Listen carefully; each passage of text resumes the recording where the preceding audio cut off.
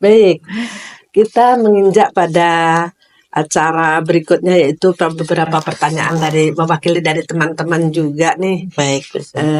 Pertanyaan pertama yang ingin saya sampaikan ke Ibu, sebelum Ibu bertugas sebagai Kasih Pakis Pendidikan Agama dan Keagamaan Islam Kantor Kementerian Agama Kota Batam, di mana saja nih Ibu pernah bertugas? Silakan Ibu. Ya, alhamdulillah Bu Sul, di tahun 1996 saya diangkat menjadi PNS Ya. di tahun itu, dan awal saya berkarir ini adalah di kantor KUA.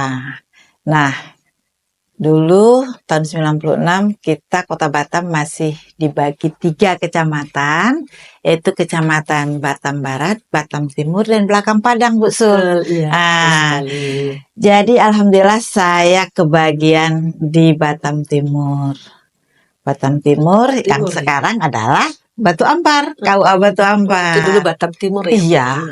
Ya. Batu Ampar. Jadi dari Batam Timur saya mendapatkan SK lagi. Pertama itu SK ke KUA Batam Timur. Kemudian disambung lagi dengan SK setelah terbentuknya Batu Ampar, Ya. jadi dimutasikan ke KUA Batu Ampar. Begitu. Jadi tempat yang sama tapi udah dapat 2 SK. Wah, itu SK-nya banyak. Kemudian tahun 2024 saya mutasi ke Man Batam sebagai Kepala TU Man Batam. Kemudian di tahun 2006 saya dimutasikan lagi ke Kanwil Kementerian Agama Provinsi Kepulauan Riau. Ini awal terbentuknya Provinsi Kepulauan Riau, Bu Sul. Jadi kita kanwil di sana di Tanjung Pinang. Nah, ini dari 2006 diangkat sebagai Kasih Keluarga Sakinah yang bergabung di Bimas Islam. Itu zaman itu Urais.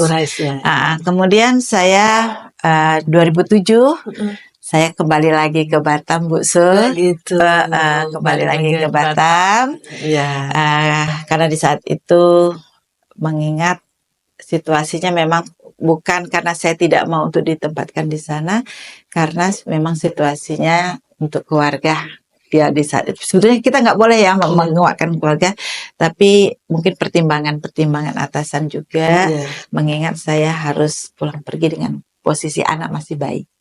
Kemudian saya pindah lagi 2007 di KUA Sungai Beduk, kemudian pindah ke Sagulung pindah ke Sekupang sampai tahun 2012 pindah Sekupang. Nah, ini muternya di KUA. Kemudian barulah di tahun 2014 saya ditugaskan di kantor Kementerian Agama Kota Batam ini, yang betulnya di posisinya adalah di Pakis. Sebagai staf Pakis di saat itu di tahun 2014. Nah, barulah di tahun 2020 masa pandemi ini saya diamanahkan oleh Bapak Kepala Kantor kita, yaitu Pak Zulkarnain, untuk menduduki jabatan sebagai Kasih Madrasah. 2021 akhir ini saya dimutasikan kembali, diamanahkan untuk menjadi Kasih di Pakis, sehingga dari 2021 akhir sampai dengan sekarang, Bu Sul, saya masih menduduki Kasih di Pakis. Betul, Bu Sul. Nah, Bu Sul jangan salah tanggap ya. Pakis ini bukan sayur loh, Bu Sul. Boleh dong diceritakan Pakis biar gak penasaran pemirsa.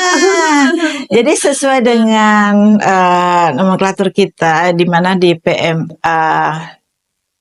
di PMA nomor 6 tahun 2022, ya ini adalah PMA perubahan dari PMA nomor 19 tahun 2019, bahwa tentang organisasi dan tata kerja Kementerian Agama instansi vertikal, kita termasuk instansi vertikal Bu Sul. Vertikal ya Kementerian Agama Kota Batam, bahwa di situ ada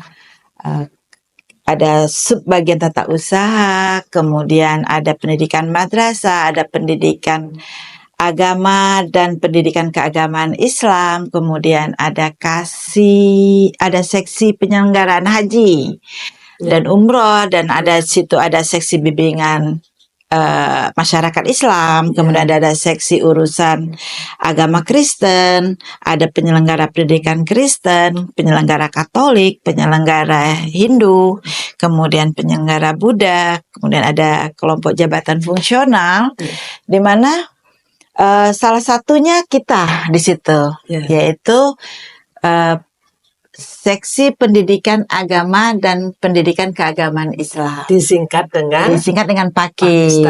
Jadi di Pakis ini ya seperti gulai pakis Bu Sul. Gulai pakis tuh enak ya Bu Sul. Padahal pakis itu tumbuhnya di hutan kan tadinya ya. Biasanya di hutan ya. Karena sudah dicampur. Terus dijadikan sayur, terus dikasih bumbu-bumbu ya, ada bawang, ada cabai, yang sifat cabai itu pedas gitu ya. Ada bawang merah, bawang putih, kemudian bumbu-bumbu yang lain ya. Apalagi dikasih udang gitu ya, dikasih udang. Banyak itu. Begitulah kondisi di Pakis yang seksi pendidikan agama dan pendidikan keagamaan Islam yang di Kementerian Agama Kota Batam ini Bu Sul, yang ya kebetulan saya jadi kasihnya.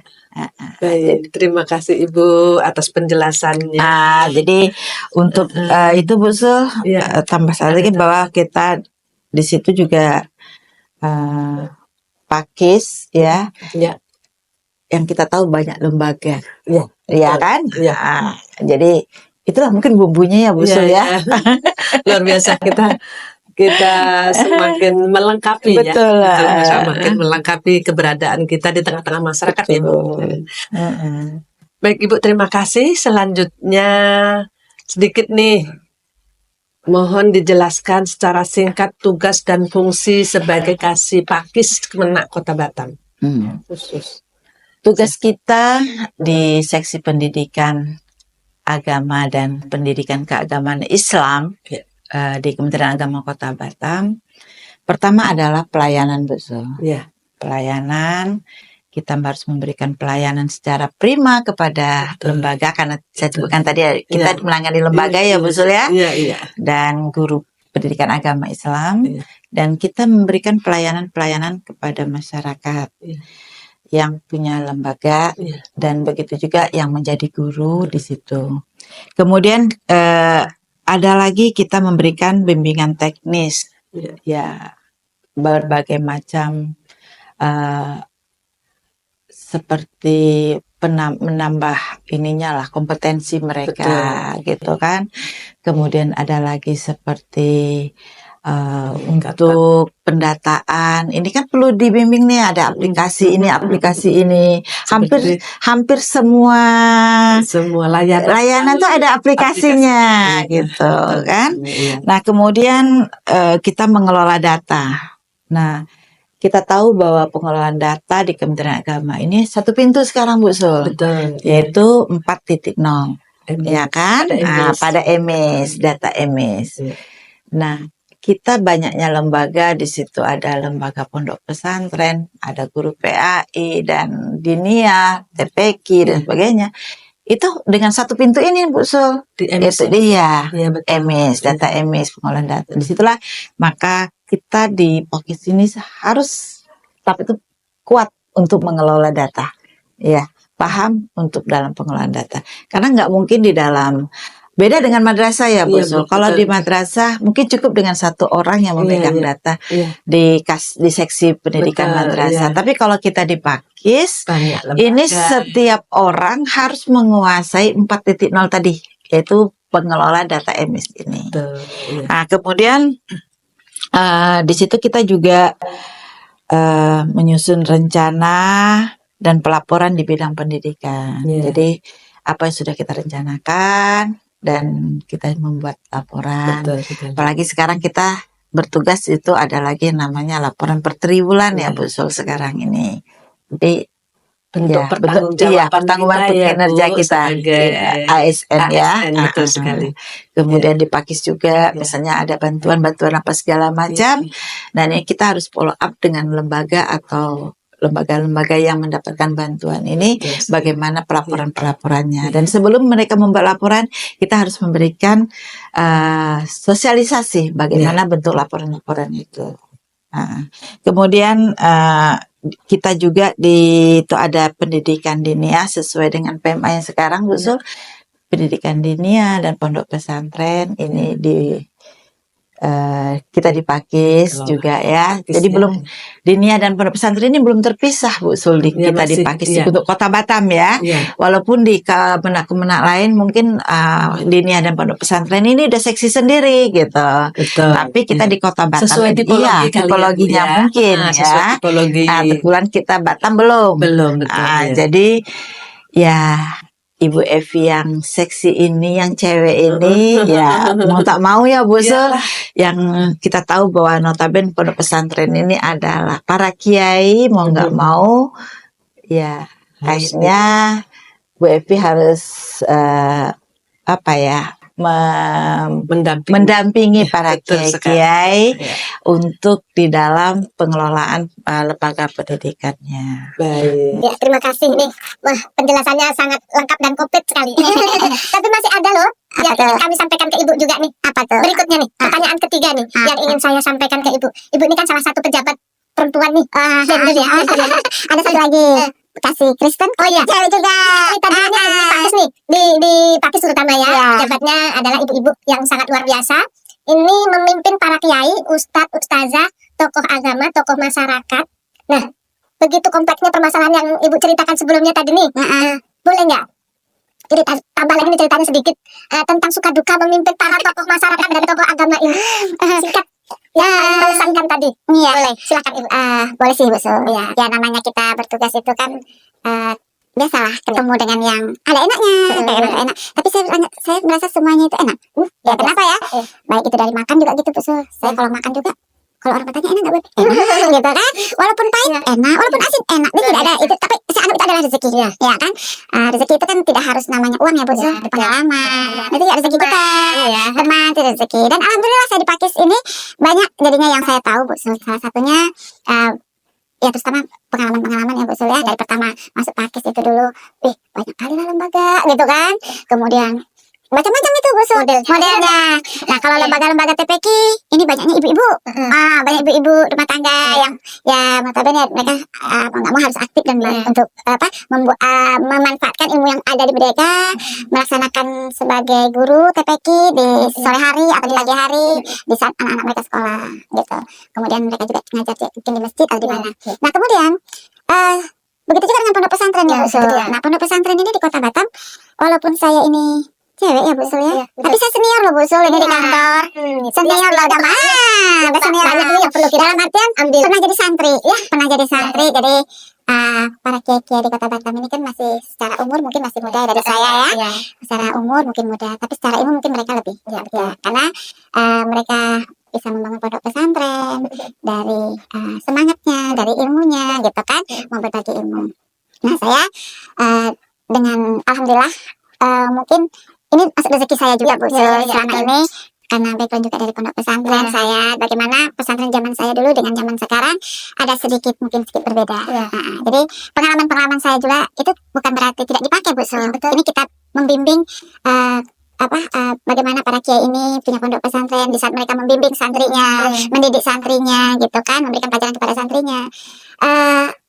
Kita ingin adanya mutu lah yang lebih gitu, peningkatan mutu sebagaimana yang disebutkan di dalam Perdirjen nomor 91 tahun 2020 itu bahwa adanya Perdirjen itu kenapa harus adanya Dirjen itu kan karena ada 3 aspek yang harus kita bangun dulu. Pertama itu adalah bagian sebagai syiar gitu kan, bagaimana syiarnya kita tahu bahwa banyak nih lembaga-lembaga yang berdiri di masyarakat. Itu salah satunya mungkin situ syiarnya menampung anak-anak untuk bisa belajar ngaji, ya kan. Kemudian begitu juga adanya pondok pesantren, begitu juga ada lembaga-lembaga tahfiz dan lain sebagainya. Nah, Kemudian dari segi aspek yang lainnya, mutu. Nah, mutu inilah yang harus ditingkatkan, baik itu kompetensi gurunya, gitu kan, santrinya, maupun lembaganya itu sendiri, gitu. Ya, manajemennya. Ini kan nggak boleh harus, ya udah kayak zaman dulu gitu. Ya zaman dulu yang perkembangan. Ya. Nah, tapi yang dulu juga nggak salah, Bu Sul. Seperti dulu kan kita diajar untuk mandiri, ya, mandiri seperti makan. Kita harus masak sendiri, gitu. Dan nggak salah kalau sekarang ada pondok pesantren mungkin di catering ya anak-anaknya. Tapi ajarkan juga lah anak-anak ini dikasih mereka ajar bagaimana menghidupkan kompor.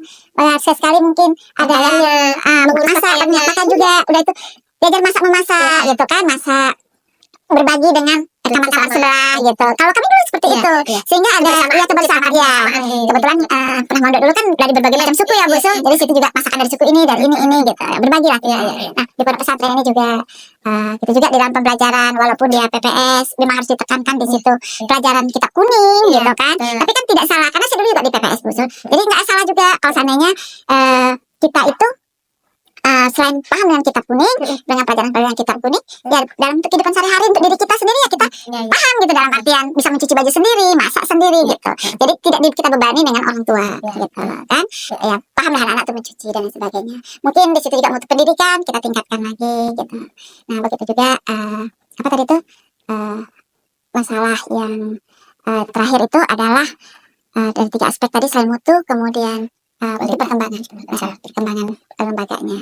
Nah, ini kan harus ada dari bantuan-bantuan kita, ya Bu Sul ya. Sudah ada kan, sudah ada menerima sebagian, walaupun tidak semuanya. Mungkin itu aja yang bisa saya sampaikan. Mungkin ada lagi yang bisa ada terakhir nih Bu, pertanyaan titipan terakhir nih. Ini kan kesan-pesan Ibu selama itu menjabat sebagai Kasih Pakis, yang notabene ini tahun ini adalah merupakan tahun terakhir Ibu menjabat sebagai Kasih Pakis sebelum memasuki masa purna tugas. Kesan-pesan Ibu yang paling mendalam dan pesan buat kita-kita nih nanti disampaikan sedikit, boleh Bu Sul. Silahkan. Untuk kesan yang paling berkesan ya selama jadi Kasih Pakis, yang seperti Bu Sul tadi bilang, kan kasih satu-satunya untuk pendidikan yang cewek ini di Pakis ini baru Bu Evi, gitu ya. Pertama saya bertugas di Pakis tuh Bu Sul. Saya waktu saat itu mendapatkan disposisi dari Pak Kepala untuk menghadiri acara di salah satu pondok pesantren. Nah, di saat itu di pondok pesantren ini mengadakan acara Maulid Nabi kalau nggak salah, dan penceramahnya ini kiai dari Jawa. Mungkin kiai itu belum tahu perkembangan kita di Kota Batam, bahwa salah satu kepala seksinya ada cewek, kan. Nah, di saat itu Bu Sul, di saat saya hadir, saya memberikan sambutan, menyampaikan salam Pak Kepala Kementerian Agama Kota Batam. Setelah itu kita membuka acaranya, kemudian setelah selesai dilanjutkan dengan acara ceramah. Di saat itu diisi oleh kiai yang dari Jawa. Kemudian di kiai itu menyampaikan, tolong Ibu yang tadi mewakili Pak Kepala Kandepak, katanya. Dia tidak menyebut kemenak, dia Kandepak. Tolong sampaikan bahwa besok-besok itu kalau mengutus untuk menggantikan Pak Kandepak itu, Pak Kepala, itu harus laki-laki. Perempuan itu tidak boleh. Saya senyum aja Bu Sul. Ini mungkin kenapa ya tinggalnya di Jawa. Mungkin selama ini yang hadir ke pondok itu juga pondok yang mungkin para pejabat yang cowok-cowok ya Bu Sul. Sehingga beliau mungkin merasa di Kemenak juga banyak bapak-bapaknya kali ya kan. Memang iya sih, penyuluh juga kan. Tapi di situ kan di saat saya baru-baru saya memperkenalkan diri saya sebagai Kasih. Dan mungkin beliau belum dapat informasi mungkin dari pimpinan pondoknya, sehingga kaget gitu Bu Sul ya. Jadi saya senyum-senyum aja. Dan dan itu saya tidak ambil pusing lah Bu Sul. Karena siapapun ya, kita kan di sini kan masalah gender kita masalahkan ya Bu Sul ya. Dan kita karena amanah ya, kita amanah dari Pak Kepala, sebagai Kasih Pakis ya, kita jalani aja tugasnya. Dan mudah-mudahan masyarakat juga paham. Betul. Malah kalau kita membatasi, kasihan sama teman-teman yang cewek ini nanti Bu Sul. Berikutnya nggak ada yang mau jadi kepala seksi Pakis gitu kan. Nah, siapa tahu nanti setelah saya pensiun Bu Sul pula kan. Masya Allah. Kasihan deh. Kasihan deh. Ya, Terima mungkin kasih. itu aja Bu Sul. Iya, terima kasih Ibu. Jadi ada pesan nggak untuk ke Iya, pesan buat teman-teman teman ya? boleh. Jadi untuk teman-teman baik Yang ada di Pakis maupun yang Kementerian Agama khususnya ya di keluarga besar Kementerian Agama Kota Batam. ya. Walaupun saya lebih kurang 3 bulan lagi, tepatnya di 1 Desember saya tidak beraktivitas lagi dan saya mohon pamit tidak sebagai ASN lagi karena saya memasuki masa purna bakti ya. Dan bagi teman-teman apapun pekerjaan kita ya diberikan oleh atasan, kita tidak usah menolak. Saya yakin Baik. atasan memberikan tugas kepada kita bahwa kita itu adalah pasti kita mampu. Siap. Karena saya lihat juga bagaimana dulu awal-awal kita Pak Kepala, kemudian Bu TU, orang menyangka Bu TU itu tuh nggak mampu loh. Ya. Ya kan memimpin kita para pejabat, menangani kantor Kementerian Agama Kota Batam ini. Rasa dulu Bu TU itu masih muda katanya gitu kan. Masa dan belum pernah jadi kepala seksi lagi Bu TU itu. Tapi saya yakin di saat itu oleh Kanwil waktu itu Pak Mukhlisuddin ya. Pak Mukhlisuddin itu yakin Bu TU ini bisa gitu. Dan setelah menjalani masa 5 tahun, alhamdulillah kantor kita ada perubahan. Saya rasa luar biasa malah kan sekarang. Bahkan beliau berani untuk terobosan gitu, membuat terobosan sehingga alhamdulillah kita dalam penilaian TPI kita lolos dan kita masuk untuk penilaian WBK dan WBBM. Dan saya sebagai Kasih Pakis ya Bu Sul berdoa mudah-mudahan apa yang dicita-citakan oleh Pak Kepala dan Bu TU dan kita semua yang masuk dalam tim ataupun tidak, semua kita keluarga besar Kementerian Agama Kota Batam, kita bisa lolos untuk ujian terakhir nih yang dari TPN ya, dari Menpan nanti mudah-mudahan lolos. Walaupun kita udah selesai dalam penilaian, kita semangat dalam pelayanan sebagaimana tupoksi kita di Pakis, pelayanan ini tetap terus berjalan. Saking kita itu bahkan kalau secara anggaran kita kurang ya Bu Sul, tapi kita tetap kita turun gitu.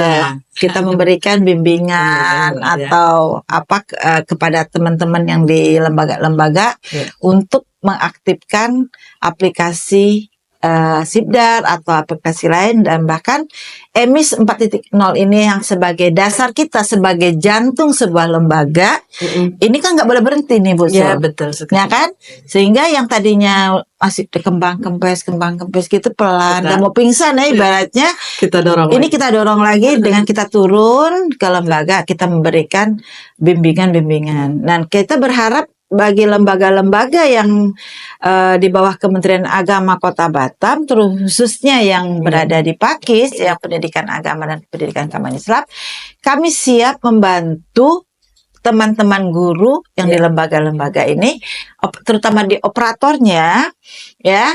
Kami siap memberikan bimbingan. Yang penting hubungi kami dan kami tidak meminta biaya sepeser pun. Gitu. Silakan cari tempatnya di mana. Kita jadwalkan, nanti kita akan turun, kita klopkan jadwal lembaga di saat itu bisa dan kita juga di saat itu bisa. Ya, makasih. Mungkin gitu aja Bu Sul. Terima kasih banyak Ibu atas waktu, pengalaman dan cerita yang sangat berkesan buat kami, terutama kami yang harus banyak belajar kepada Ibu. Semoga Ibu kedepannya lebih sukses, sehat selalu. Kedepannya Ibu lebih maju lagi, tidak hanya di kantor, nanti mungkin Ibu bisa berkarir di bidang apalah yang menjanjikan dan sesuai dengan kompetensi. Sebetulnya karir yang utama itu bagi seorang ibu adalah berkarir di dalam rumah tangga. Betul. Ya. Itu sebenarnya tugas Cuman pokok saya sebagai ya, ibu rumah tangga ya Bu. cuman ada satu yang ingin saya sampaikan kepada teman-teman di Pakis. Boleh. Walaupun kita berbeda-beda dalam tugas masing-masing, Iya. bukan berarti kita jadikan itu perpecahan di antara kita. Iya. Dalam artian, ini pekerjaan gue, itu bukan pekerjaan gue, gitu. Kita kerja tim. Kerja hanya mengerjakan pekerjaan yang menjadi tugas saya. Yang pekerjaan Bu Sul, udahlah Bu Sul, gitu. Saya tidak mau seperti itu. Ya. Itu sama dengan Siap. kita berbeda tapi kita memecahkan.